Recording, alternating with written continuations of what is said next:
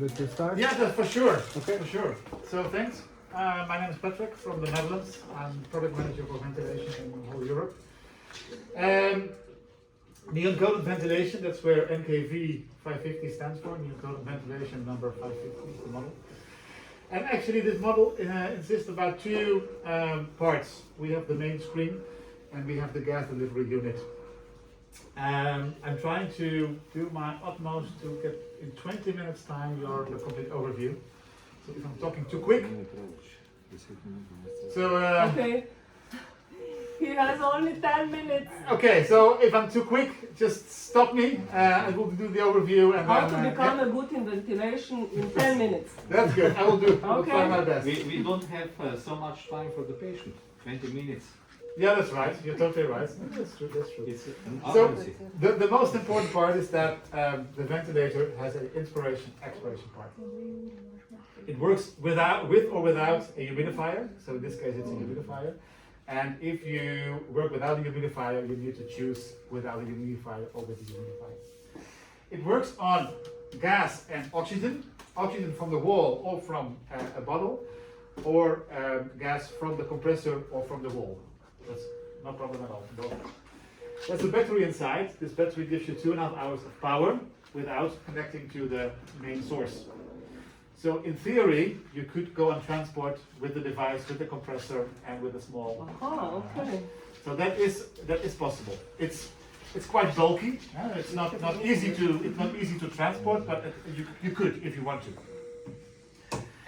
Good.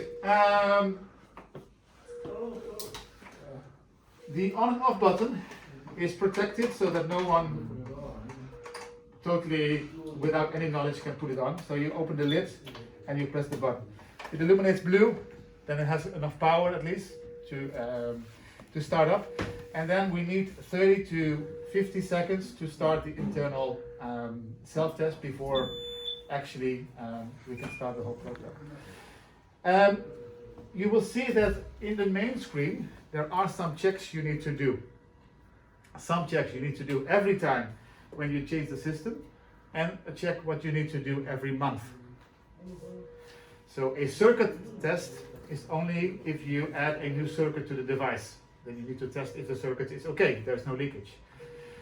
If you want to do the device check, it's only once a month. Or if you change the exhalation valve, which is situated over here. So you can see this is what I did already. I did the circuit check on the 14th of July, 10:51, so 11:51. I did the calibration, the device check. The only thing what I did not do is the alarm test, because that was too noisy for you here to do. So this is something what we need to do a little bit later if you want to start the procedure. This is the startup screen. The only thing what you need to choose now is, do I have an adult, a pediatric, or a neonate? In your case, here I think it's only adults only. Huh? A new adult means that if I choose new adults, it will delete all the information from the previous patient. So it's gone, it's empty if I choose new patient, and the same for the two other options. Type of therapy. This is an invasive, non-invasive, and O2 therapy device. 3 therapies in one.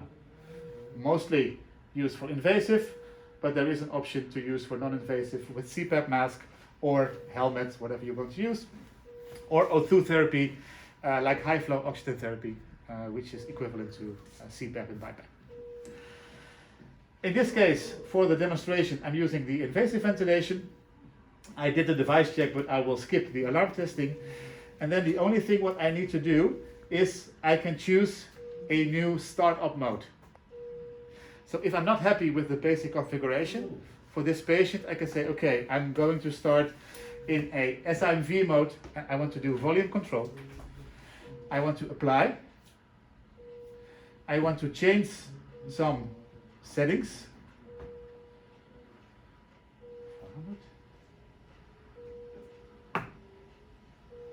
And then I can start ventilation. So meanwhile, you can see that I did 3 things. Either I use the touchscreen, or I use the touchscreen and the knob to confirm. This is how it operates. Touchscreen or with the knob search and then confirm. In this case. So I have my settings over here, and then I could say start ventilation. So if I have start ventilation, automatically my basic screen pops up. And if you look to the screen, you can divide the screen in 7 different chapters. The first chapter is the information you see here in the above line. Patient data. If I put in patient body weights, let's see if I don't get too much oxygen. That's not necessary. I can add patient ID if I want to, gender, height, and then automatically the predicted body weight is calculated. The predicted body weight is necessary, for example, for the volume targets per kilograms. If I don't add information here, I will not see any information over here.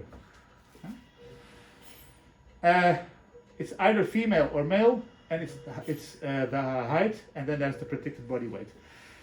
The predicted body weight is only based on lung and belly. So if you have long legs, if you're tall or small, doesn't care. It's only, the theory is that predicted body weight is depending on this area of the body and not legs and arms. You can see here the head with the tube that tells me that I'm in the invasive mode. If I change to non-invasive or ortho therapy, this symbol will change. So you can see in one glance what kind of therapy you are going to give to the patient. This big area is the message area for alarms. So if I generate an alarm, automatically the light will illuminate and the message will appear here. July the 14th, date, time, and if I press the battery status, I can see over here that the battery status is there. And if I run on AC power, it will give me the message that the extended battery is in use. Automatically this light is illuminating. Good. Help. If I don't know what to do, I can see directly the help function.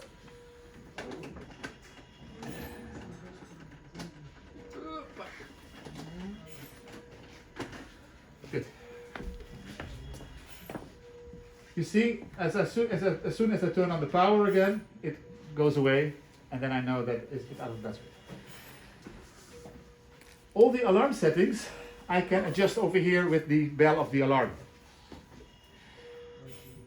Touch, turn, and confirm. That's how we do it. You can do this bit by bit, or you can choose the auto setting alarm. And the auto setting alarm is just a margin what the device is taking about the actual value of the patient. That's up to your policy if you want to do that, or if you want to do this manually by a patient. It's either whatever you want to do. Alarm off, alarm on. So for 2 minutes, I can silence my alarms. This can we do manually, and this we can do also automatically if we open an app, which I'm going to tell you in a bit. So this is about the screen above. All the numbers, measurements from the patient you will find here. 2, 4, 6, 8, 10 numbers. If I want more or less, I open the expansion button, and automatically I can add more numbers, or I can add less numbers. That's whatever you want to do. If I want numbers which are not visible over here, I can easily change numbers. So for example, if I don't want to have my estimated driving pressure, I can choose and I can change this, for example, for my PO1. And now my PO1 is there. Actually, the idea behind this is like the same idea as on your mobile phone. If you want to get away for an app, just press it, delete it, and add a new one. And this is the same over here. Good. Numbers. Waveforms are the same. 3 waveforms, but with options to see more. This is the basic screen. If I want to see loops in my screen, I can add the loops on my screen. If I want to have less information, I press less information, even more or less if I want to see only 2. This is really up to your own idea what you want to see. We love that. I know, me too. But I know also a lot of people are, it's quite hard to read for some people. So I love the same, you're right. I do the same, but... The voice. Aha, to je to. So thank you very much for... Oh, this was a quick 10 minutes. Thank you very much. No, it's fine. So this screen is also interactive. So if I want to change something about the scale, sorry, I can easily change the scale. I have my actual readings over here. So I can play also around with the waveforms and of course also with the loop. I can make a reference loop. And about that reference loop, I can see the difference in time. If I make a reference loop every hour, I can see the changes in the performance of the patient every hour, for example.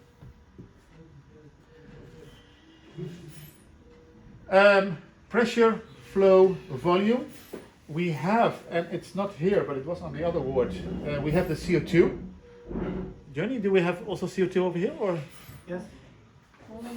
As soon as I plug in my CO2 measurement over here, it automatically pops up over here.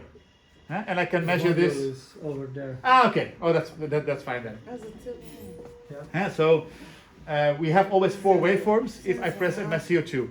The only thing what I need to do if I touch my CO2, I need to go to my apps, to sensor, CO2, enable and zeroing. But I will come back to this in a bit.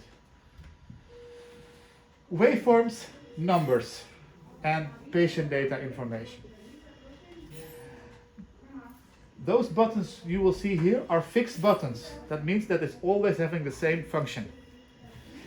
These buttons over here are patient settings, which are changing if I'm changing the mode of the ventilator. But these modes are always the same. So if I want to get rid of this app, I just press the home button, and I empty my screen again. The same what I can do is press the X above. So the X and the home are the same functionality. If I want to lock my touchscreen, because I'm afraid that relatives or the patient is touching his own screen, I can lock my screen. I lock it, to touch this one and this one together, or next to each other, and then it's unlocked again. If I want to elevate my my O2, I can say I'm now on 21.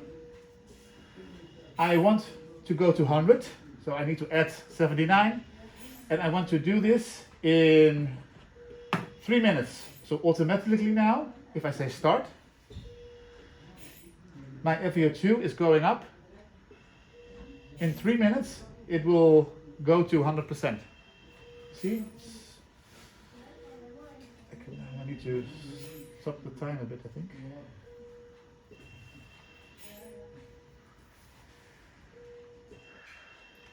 Oh, it's 5 minutes, it's too long. Ne, če mu hočemo v tem trenutku, da damo kar na 100. To je zdaj, če hočeš, da bo čez 3 minute na 100%.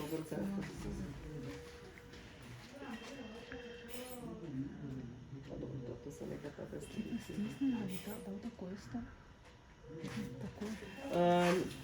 to pa potem se... na 100 obrnete. If you want immediately 100. The only thing what you need to do this, And this. this, and this. 900. So in less than a second. Huh? But I go back to 21 because it's better for not wasting oxygen. So O2 elevation over time. Then I have a manual breath. If I want to give an extra breath to the patient, I press manual breath, and then there is an extra breath coming to the patient on this picture. If I want to do an inspiratory hold measurement, I can just press the inspiratory hold. I said hold to start. It starts in process. it gives me the measurement. I said accept or reject. If it's a false value, I can say reject. If it's good, I said accept, and then it's done. And I'm back again to my home screen. The same goes for the expiratory hold procedure. Inspiratory hold, expiratory hold, those buttons are fixed. If I want to brighten my screen or give my screen less brightness, if it's a night shift or late in the evening, I need to do this manually. So there's no way to do this automatically, there's no sensor. You need to do this manually, just to get it brighter or less bright. There's a help function. As soon as I press the question mark, all the blue fields are something what is hidden with the help function. So if I don't know what this is, I can press this now, and now I get the help. So it tells me a waveform. Or what is PEEP? Or what is SIMV? It's a ventilation mode. Huh? So as soon as I'm pressing the blue button, everything what illuminates blue can be described in the help function. Yeah? So again, this is all fixed. What is not fixed are the different ventilation modes. Ventilation modes are different in naming company by company. But if you go back to the base of a ventilation mode, it's either controlled by the ventilator, it's intermittent, so it's patient and ventilator, or it's spontaneous. So we decided to give three chapters. Spontaneous, driven by the patient only, intermittent, patient and device, and completely controlled by the ventilator. Of course, triggered by the patient, which is possible, but in the end, it's completely the ventilator who depends on flow, time, pressure, etc. As soon as I press a new ventilator mode, I'm able, so control, apply all, and now I can also see that my numbers over here are changing. So values which are now into the pressure control mode were not already on the screen for the SIMV mode. 1, 2, 3, 4, 5, 6, but there is more. So I press the expansion button, and now I have the options to do more with my ventilator mode. I can say, okay, my apnea time or my apnea volume I want to set. I want my trigger sensitivity. I want my slope changing. I want tube compensation. I want lead compensation. But the basic settings are always here. I can see directly here on the screen if my apnea ventilation is on or off. So I always know if I have a backup ventilation, yes or no. So that's always on the main screen. But if I want to adjust more, I just go deeper into the menu with the extension button, and then I'm able to do more than the basic settings of every ventilator mode. Questions so far? It'd be good if you could describe us the proper procedure, how to evolve this stationary thing into a mobile thing. So like a mobile respirator. For transport? For transport, yeah. Okay. I will touch in 5 minutes the apps over here, and then I will tell you how to do that. Okay. Yeah, because this is something what I really need to explain. Then we did the whole screen, and then I can go for the mobile. A lot of procedures are in ventilators in the menu structure. What we decided, we have no menu structure, we only have apps like you have on your cell phone. If I open the library, these are all the apps which we have on our ventilator. But an app is nothing more than a procedure. So if you do want to do an inline suction, just to get all the dirt out of the lungs, you press the inline airway suction app. He asks you if you want to elevate the FiO2. If not, then you can start a suction, and it automatically also gives a higher flow to compensate the suction, the air you suck out of the lungs. So in this app, you only need to do or increase the FiO2 or directly start the suction. The same is, for example, if you go for a recruitment app. Is my lung recruitability? I say the warning, now I put in what is my time, what is my PEEP, and I will start the procedure.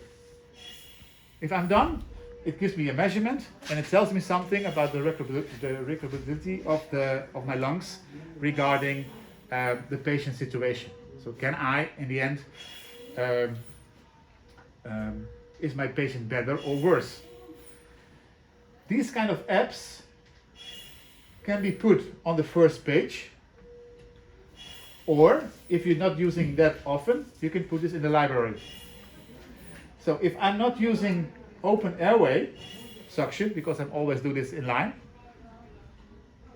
I'm touching this app and I'm replacing this, for example, by my recruitment app. And now my recruitment app is on the first page. These kind of apps, you need to find out by yourself which one are we using on this board often and which one are we not using. And those who are using often, you will put on your first page. And if you're not using it, you just put it in the library and you're trying to search them if you want to use it. It's like your cell phone. And some things are on the third page and some things are on the third page or first page or second page to use it. I can tell you everything about these apps, but then I need 2 more extra hours. So I'm not doing that. But we have a lot of those apps. We have cameras, we have PV loops, trends, suctions, everything what you can normally see in menu structure of ventilators, we put in different apps. With assistance, what you need to do the procedure.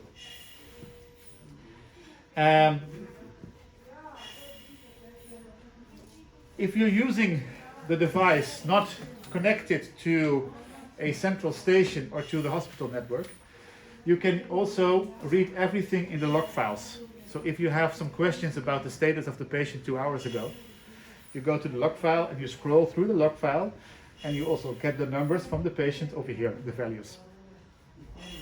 You also can connect the device to the hospital information system via a patient monitor or a central station, and it also generates then the data from the ventilator through the hospital network. But there is an option to run through the log file and to see what is done. So every change what I did on the ventilator is logged. And the log file is for 7 days. So if you have a longer patient, then you need to be aware that day 8 will erase day 1. Screenshots. So I can make a screenshot of what I see here. It's automatically stored. And if I then go to data, I can download to a USB stick, log, camera or video. So as soon as I put here a USB stick inside, I can download the data from the device. I can use this for research, I can use this for presentations, for education, whatever I'm using this data for.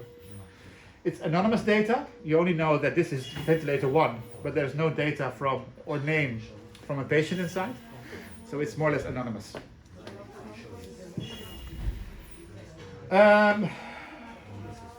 Trends. If you are interested in the trend of the patient, we have channels, which means that we have clustered trend data which are with each other. If you go for a different channel, you can see that there is different trends in a different view. Everything to make your life a little bit easier. But this is not something what you need to do directly with your first or your second patient.